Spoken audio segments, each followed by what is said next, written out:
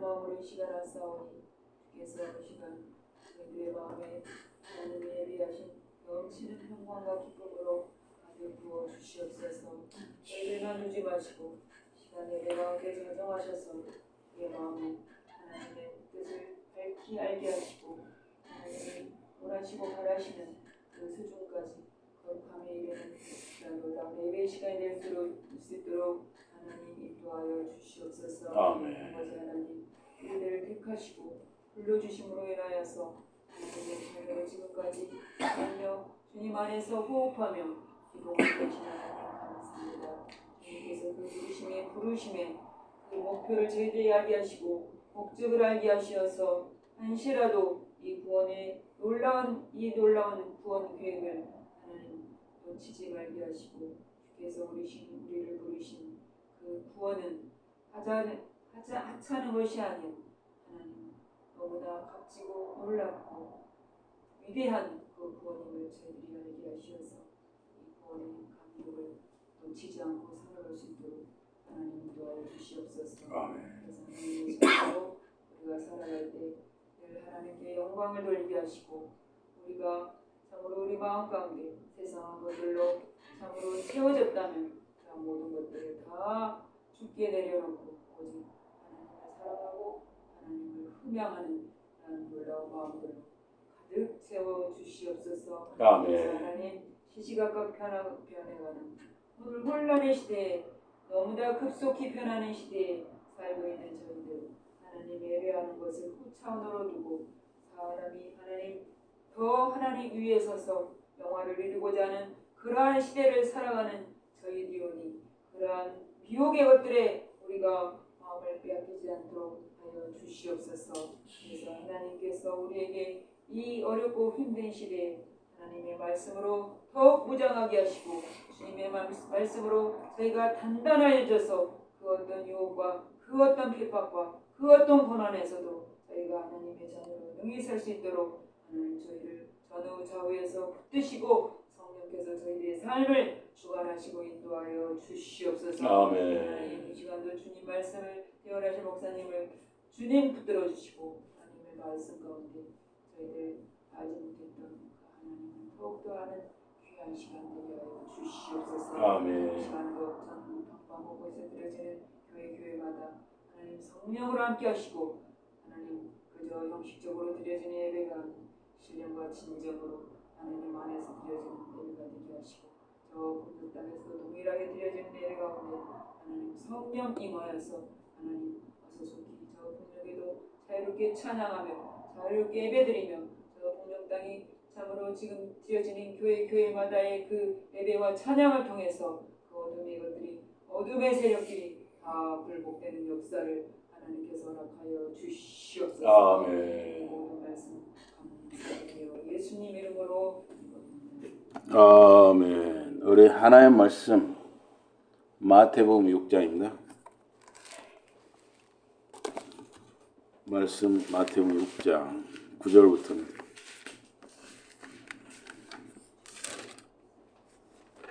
마태복음 6장 9절에서 13절입니다. 마태복음 6장 9절에서 13절. 우리 한 목소리로 9절에서 13절까지 보겠습니다. 시작. 그러므로 너희는 이렇게 기도하라. 하늘에 계신 우리 아버지여, 이름이 거룩히 여김을 받으시오며 나라가 임하시오며 뜻이 하늘에서 이루어진 것 같이 땅에서도 이루어지이다. 오늘 우리에게 일용할 양식을 주시옵고 우리가 우리에게 죄 지은 자를 사하여 준 것 같이 우리 죄를 사하여 주시옵고 우리를 시험에 들게 하지 마옵시옵고 다만 악에서 구하옵시옵소서. 나라와 권세와 영광이 아버지께 영원히 있사옵나이다. 아멘. 네. 오늘 말씀 제목이 은혜의 수단입니다. 은혜의 수단. 은혜의 수단. 이 마태복음 오늘 읽은 이 6장에서 6장 9절에 13절은 예수님께서 가르쳐 주신 기도입니다. 그래서 주 기도라고 합니다. 예수님 생애의 이 기도는 매우 중요한 우리 주님의 일과였습니다. 예수님은 이 전파하시고 치유하시고 전도하시고 기도하셨습니다. 그래서 전파하시고 치유하시고 전도하실 때 말씀으로 행하셨습니다. 물론 이제 치유하실 때 손으로 만지신다든가 이런 경우도 있었지만 역시 치유도 항상 말씀으로 하셨죠. 그래서 틈틈이 아침 일찍 또는 밤을 새워서 우리 주님께서 기도하시면서 아버지 하나님과 소통하시고 교제하시고 성령의 능력을 따라서 일하셨습니다. 그래서 예수님 생애는 성부 하나님, 성자 하나님, 성령 하나님, 이 삼위일체 하나님께서 함께 하시는 기간이었고 현재까지 함께 성부, 성자, 성령 하나님이 함께 일하고 계십니다.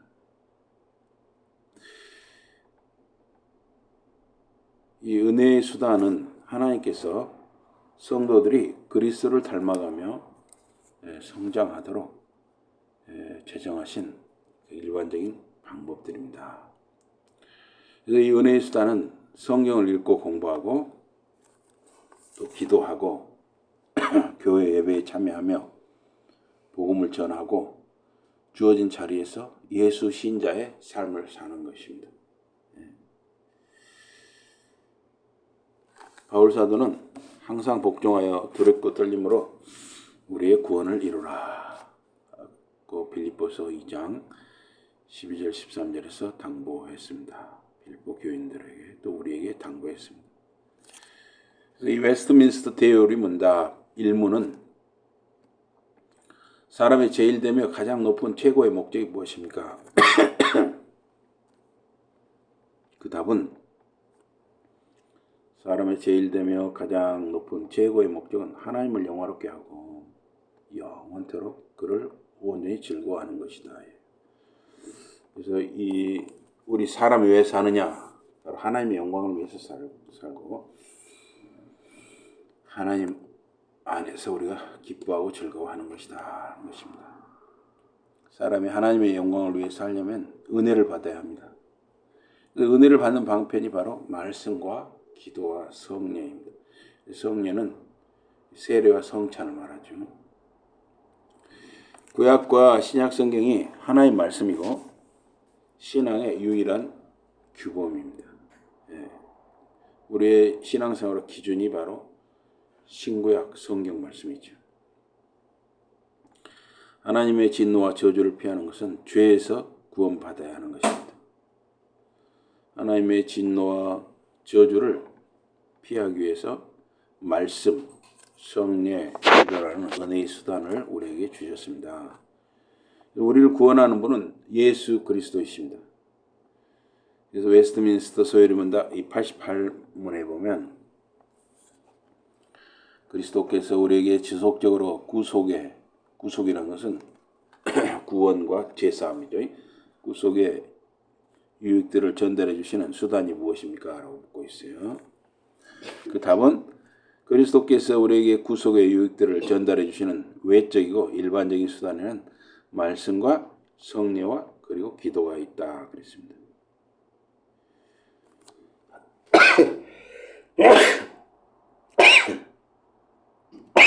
죄송합니다. 이 모두는 택함을 받은 자들의 구원의 효력이 있습니다. 말씀은 기록된 하나님의 말씀, 즉 성경과 설교를 통한 복음입니다. 또 여러분들이 개인적으로 읽고 듣는 것도 마찬가지죠. 성례는 세례와 성찬이에요. 기도는 이 그리스도인의 기도입니다. 말씀이 어떻게 구원에 유효하게 됩니까? 효과가 있냐 이거죠. 우리 구원받는데 효과가 있느냐. 하나님의 영, 성령께서 말씀을 읽는 것, 말씀을 전하는 것도 말씀을 듣는 것을 통해서 우리들, 죄인들을 조명하시고 비춰주시고 말씀으로 비춰주신다는 거죠. 확신을 주시고 겸손하게 하시고 그리스도께 가까이 이끄십니다.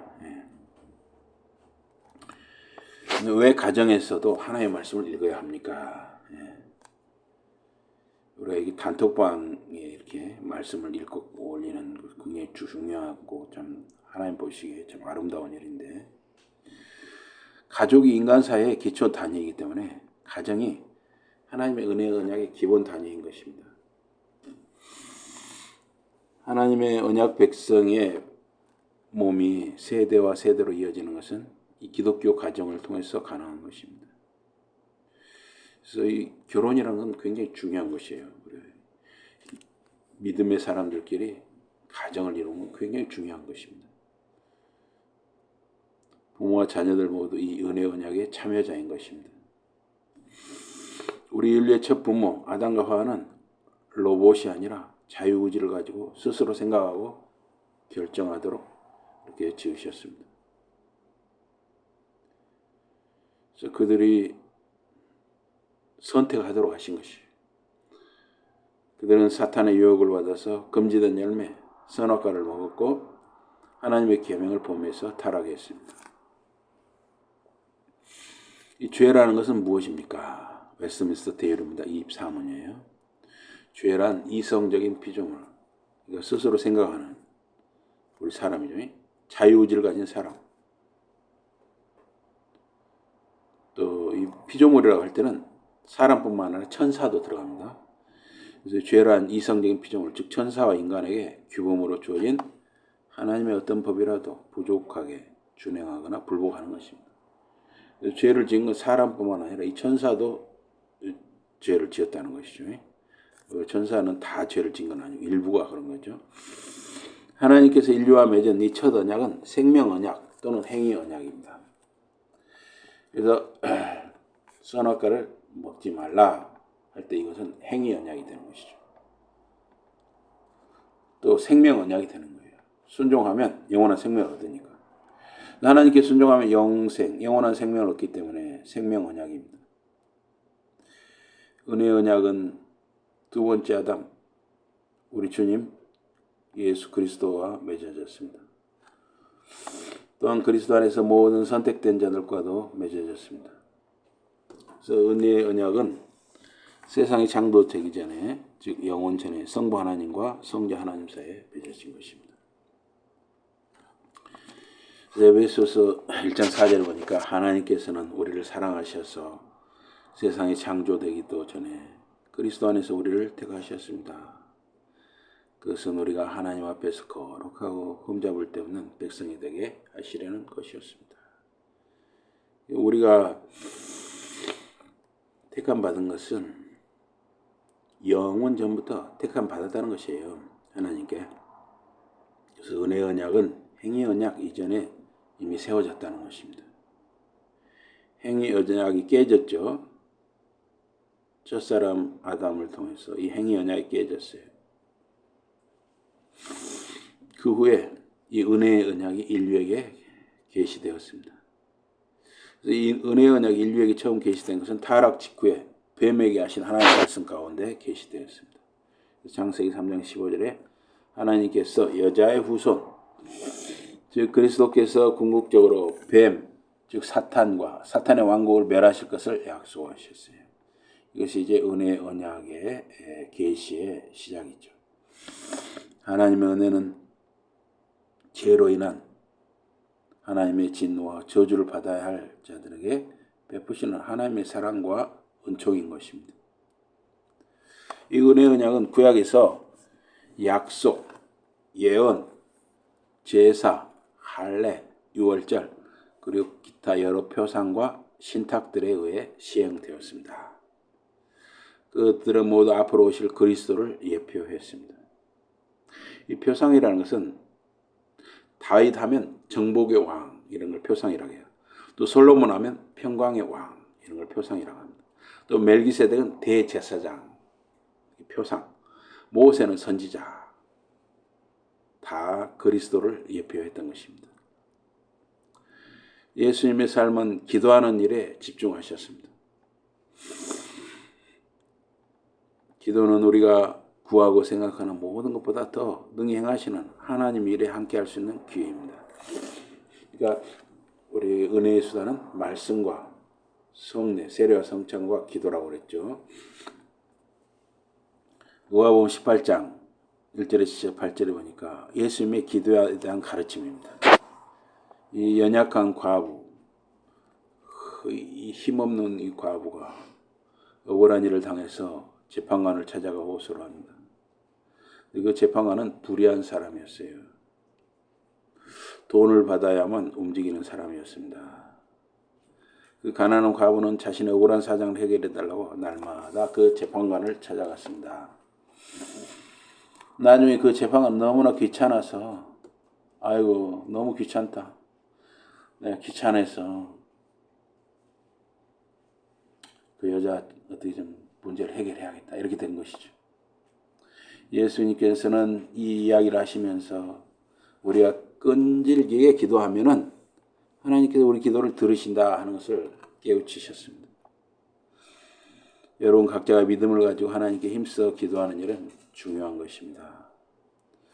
주께서는 온 땅을 두루 살피시며 마음을 다해 당신을 찾는 사람들에게 힘을 주시는 분입니다. 역대하 16장 9절. 그래서 우리 주님 그리스도의 하루는 아버지의 뜻을 행하고 자기 백성의 필요를 채우는 데 드려졌습니다. 그리고 이튿날 새벽 아직도 밝기 전에 예수께서 일어나 나가 한여가 큰 곳으로 가사 거기서 기도하셨습니다. 그래서 예수님은 전날 하루 종일 늦게까지 이렇게 전파하고 치유하고 가르치셨는데 그러고도 또 다음날 새벽에 이렇게 일어나셔서 이게 한적한 곳으로 가서 거기서 기도를 하셨다 하는 것입니다. 새벽 날이 밝기 전에 예수님이 일어나셔서 한적한 곳으로 가셔서 기도하셨다. 또 누가복음 6장에 보니까 제자를 선택하시기 전에도 예수께서 기도하시러 산으로 가서 밤이 새도록 밤을 꼬박 새셨다는 거예요. 그렇게 기도하셨습니다. 하나님께 기도하셨습니다. 또 누가복음 9장에 보면 제자들에게 자신의 임박한 죽음을 알리시기 전에도 예수님은 따로 기도하셨습니다. 또 누가복음 11장에 보니까 예수님이 한 곳에서 기도하기를 마치심에 제자 중 하나가 우리에게 기도를 가르쳐 주소서라고 했습니다. 그래서 가르쳐 주신 기도가 주기도문이죠. 예수님은 자신의 갈 방향, 필요한 힘을 아버지께 구하여서 성령을 통해 공급받으셨습니다. 저기 보면 저 책꽂이에도 꽂아놨는데 예수님의 생애라는 책이 있고 그게 이제 찰스 디킨스의 예수님의 생애라는 책이 저기 있어요. 그다음에 저기 보면 은혜의 수단이라는 폴 와셔의 책이 있습니다. 혹시 관심이 있는 분은 빌려가셔서 그 얇은 책들이니까 읽어보시고 다시 저 자리에 꽂아놓으시면 감사하겠습니다. 원하시는 분만 그렇게 하셔요. 그래서 마태복음 오늘 본 말씀 6장 9절에 13절 그러니 이렇게 기도하여라. 우리 6장 9절에 13절 다시 한번 우리 읽어볼까요? 다시 한번 읽어보겠습니다. 마태복음 6장 9절에 13절 다시 한번 읽어보겠습니다. 시작. 그러므로 너희는 이렇게 기도하라. 하늘에 계신 우리 아버지여 이름이 거룩히 여김을 받으시오며 나라가 임하시오며 뜻이 하늘에서 이루어진 같이 땅에서도 이루어지이다. 오늘 우리에게 용할 양식을 주시옵고 우리가 우리에게 죄 지은 자를 사하여 준 것 같이 우리 죄를 사하여 주시옵고 우리를 시험에 들게 하지 마시옵고 다만 악에서 구하시옵소서. 나라와 권세와 영광이 아버지께 영원히 싸움나이다. 아멘. 그래서 하나님이 우리 아버지시라는 것을 우리가 주기도를 통해서 고백하는 것이죠. 또 우리 아버지는 하늘의 왕이시고 만주에 주시고 우리의 가장 큰 경애를 받기에 합당하신 분이라는 것을 고백하는 것입니다. 또 하나님이 우리의 아빠 아버지라는 것을 고백하는 것입니다. 하나님은 거룩하신 분입니다. 하나님의 이름이 모든 이름이 구별되고 영광 받으시기를 기도하는 것입니다. 하나님께서 모든 순간 모든 영역 삶의 구석구석까지 만왕의 왕으로 인정되시도록 우리가 기도하는 것입니다. 그리고 우리가 죄를 벗어나려면 회개해야 하는 것입니다. 하나님의 말씀에 깊이 잠겨서 죄와 회개의 필요성에 민감해져야 하는 것입니다. 하나님의 말씀이 우리 마음에 가득 채워지면 죄가 들어오기 어렵습니다. 죄를 깨닫는 것은 성령님의 역사입니다. 성령이 우리 마음을 절개하는데 사용하시는 검이, 우리 수술칼 있잖아요. 수술칼처럼 절개하는데 사용하시는 검이 하나님의 말씀입니다. 하나님의 말씀을 읽고 듣고 연구하고 하나님의 빛이 말씀을 통해서 나를 비추면 나에게 숨겨진 죄, 또 옛날의 어떤 죄가 드러날 수가 있어요. 또한 죄를 미워하고 죄를 몰아내게 되는 것입니다. 골로새서 3장 16절에 보니까 그리스도의 말씀이 여러분 가운데 풍성히 살아있게 하십시오. 여러분은 그 말씀에서 온갖 지혜를 배워 서로 가르치고 충고하십시오. 감사하는 마음으로 시와 찬송과 신령한 노래로 하나님을 찬양하십시오. 말씀을 통해서 성도 간의 가르침과 격려가 더해지는 것입니다. 교회 안에 서로를 격려하여 세워가는 것입니다. 우리가 그 신방 감사 예배를 지금 전반기, 하반기 이렇게 하고 있는데 사실은 우리가 한 두세 달에 한 번씩 이렇게 할 수 있다면 더 좋겠죠. 성례, 즉 세례와 성찬은 구원의 유효한 방편입니다. 성례 자체의 능력도 아니고 그것을 거행하는 목사의 경건도 아닙니다. 오직 성령의 역사와 그 세례와 성찬을 제정하신 그리스도의 복주심으로 세례와 성찬을 통해 성례를 통해 구원의 효력을 얻는 것입니다. 베드로전서 3장 21절에 보니까 그 물은 지금 여러분을 구원하는 세례와 같습니다. 세례는 몸에서 더러움을 씻어내는 것이 아닙니다. 우리가 이 세례할 때 그냥 샤워하거나 목욕하는 것이 아니라는 거예요. 그것은 깨끗한 양심으로 살겠다고 하나님께 드리는 서약인 것입니다. 세례는 예수 그리스도의 부활을 통하여 여러분을 구원하는 것입니다. 또 이 고린도전서 3장 6에서 7절에 보니까 나는 씨를 심었고 아볼로는 그 씨에 물을 주었습니다. 그러나 그 씨를 자라게 하신 분은 하나님이십니다. 씨를 심는 사람이나 물을 주는 사람은 중요하지 않습니다. 씨를 자라게 하시는 하나님만이 중요합니다. 그래서 사실은 여러분과 제가 농사 지었다 그러는데 물론 이제 우리가 씨를 심는 모종을 심고 돌보는 것도 사실이지만 근본적으로는 하나님이 자라게 하셔야만 우리가 열매를 거둘 수 있다는 것입니다. 교회는 가시적인 신자들, 이 가시적인 신자들은 눈에 보이는 신자들, 즉 보이는 교회의 지역 공동체, 지역적 몸입니다. 교회 신자들은 서로에게 헌신하고 합당한 장로, 이 장로는 목사와 장로를 말하죠. 합당한 장로, 자격을 지닌 사람, 즉 목사에게 목양을 받는 것입니다. 디도서 1장 5절에서 9절을 보니까 내가 그대를, 이 디도를 크레테에 남겨둔 까닭, 지중해 있는 큰 섬이죠. 크레테. 그대가 아직 마무리되지 않은 일들을 마무리 짓고 내가 명한 대로 도시마다 장로들을 뽑아 세우게 하려는 것이었습니다. 장로는 흠잡을 데 없는 사람이어야 한다는 거예요. 한 여자만을 아내로 가진 사람이어야 합니다.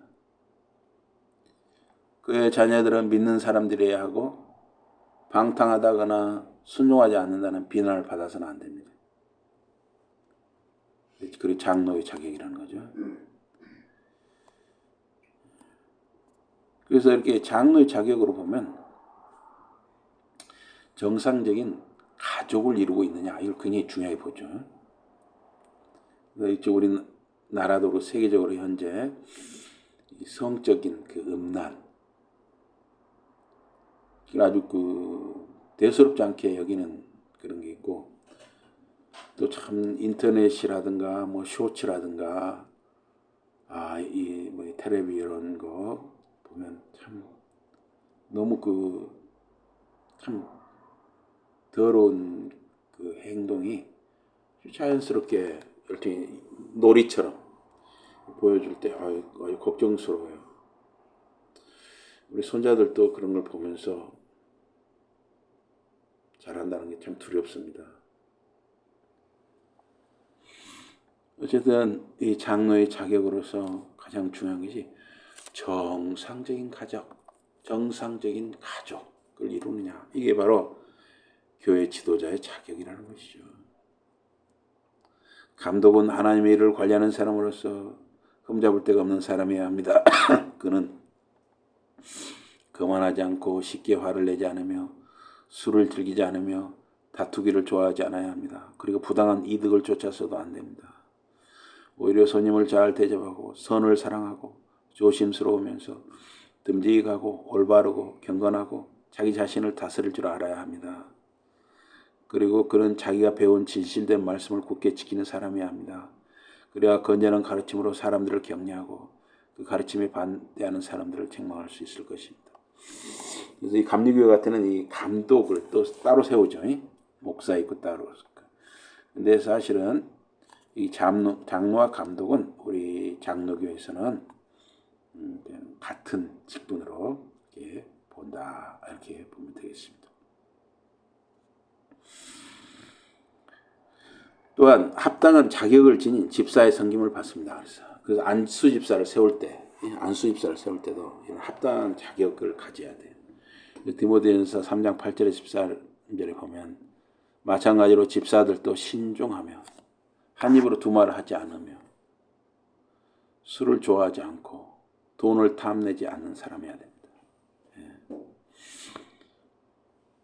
그들은 깨끗한 양심을 가지고 믿음의 심오한 진리를 간직해야 합니다. 집사가 된 사람은 먼저 시험을 거쳐야 합니다. 그래야 흠이 없다는 것이 드러나면 집사로서 일하게 하는 것입니다.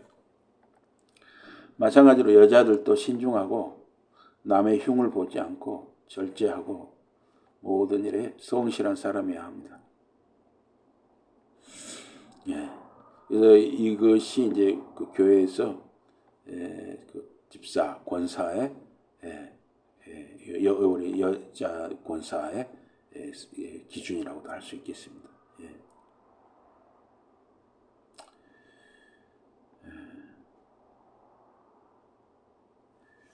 집사는 한 여자만을 아내로 가져야 하고 자녀들과 자기 집안을 잘 다스리는 사람이에요.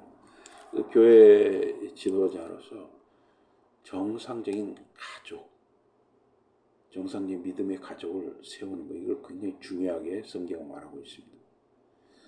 사실은 국회의원이라든가 대통령이라든가 국무총리, 나라의 지도자도 역시 본이 돼야 하잖아요. 그래서 넓게 보면 이것이 적용된다고도 할 수가 있습니다. 그러나 우리가 이렇게 세상 지도자들에 대해서는 우리가 이렇게 엄격히 따지지는 않지만 사실은 그 영향력이 크기 때문에 참 필요한 것이라고 할 수 있습니다. 교회가 합당한 자격을 가진 장로와 집사로 세워져야 교회가 단단해지고 교회가 은혜롭게 설 수가 있는 것입니다. 히브리서 10장 23절에 25절에 보니까 또 우리에게 약속해 주신 분은 신실한 분이시니 우리가 고백하는 희망을 흔들림 없이 굳게 붙듭시다. 그리고 서로를 격려해서 우리 모두가 사랑을 베풀고 좋은 일을 할 수 있도록 마음을 씁시다. 어떤 사람들은 함께 모이는 일을 게을리하는데 우리는 그렇게 하지 말고 서로를 격려하여 자주 모입시다. 더구나 그날이 가까이 오는 것을 볼수록 더욱 힘써 모입시다. 사실은 자주 모일 수 있으면 자주 모이는 게 참 좋은 것입니다. 자격을 갖춘 장로, 즉 목사의 모경을 받고 성경적 자격을 구비한 집사들의 섬김을 받고, 이거 안수 집사, 성경적 강해와 기도에 헌신하고 의식을 행하고, 그러니까 세례와 성찬 의식을 행하고 또 예배를 드리고 권징이 시행되는 교회 안에서 믿음 생활을 하는 것이 중요하다 하는 것입니다. 에베소서 4장 11절에 보니까 그분이 어떤 사람은 사도로, 어떤 사람은 예언자로, 어떤 사람은 전도자로, 어떤 사람은 목회자와 교사로 삼으셨습니다. 그것은 하나님의 백성을 준비시키셔서 섬기는 일을 하게 하며 그리스도의 몸을 굳건히 서게 하려는 것입니다. 마침내 우리 모두가 하나님의 아들에 대한 믿음과 지식에 있어서 하나가 되어 성숙한 인간으로서 그리스도의 완전하심에 이르게 될 것입니다. 교회를 건강하게 세우기 위한 신실한 사역자를 보내주시는 분이 우리 주님 그리스도이십니다. 빌립보 3장 12절에 보면 내가 이미 이 모든 걸 다 이루었다는 뜻은 아닙니다. 또 내가 완전한 사람이 되었다는 뜻도 아닙니다. 다만 그것을 붙잡으려고 힘써 나아가고 있을 뿐입니다. 그것이 나를 사로잡아 당신의 사람으로 삼아주신 그리스도 예수께서 바라시는 것입니다. 형제 자매 여러분, 나는 나 자신이 아직 그것을 붙잡았다고는 생각하지 않습니다. 내가 하는 일은 오직 한 가지입니다. 곧 지나간 일은 잊어버리고 앞에 있는 것을 향하여 상을 받기 위하여 목표를 향해 힘써 나아가는 것입니다. 하나님께서는 그 상을 주시려고 그리스도 예수를 통하여 나를 하늘로 부르셨습니다. 바울 사도처럼 교회 신자들은 주어진 자리를 성실하게 감당하며 말씀과 기도 중에 성화의 삶을 살아가는 것입니다. 고린도전서 3장 12절 이하에 보니까 사람들은 저마다 금이나 은이나 보석이나 나무나 풀이나 짚으로 집을 지을 수가 있습니다. 그러나 그날이 오면 저마다 집을 지은 솜씨가 분명하게 드러납니다. 그날은 불과 함께 올 터인데 불이 각 사람의 한 일을 시험합니다. 자기가 지은 집이 불에 타 없어지지 않은 사람은 상을 받을 것입니다. 그러나 자기가 지은 집이 타 없어진 사람은 큰 손해를 보게 됩니다. 그 사람 자신은 구원을 받겠지만 마치 불타는 집에서 간신히 빠져나온 사람처럼 온몸이 시커먼 깜둥이처럼 되어서 구원을 받을 것입니다. 그래서 어떤 삶을 사느냐에 따라서 그 인생의 결말이 달라지는 것입니다.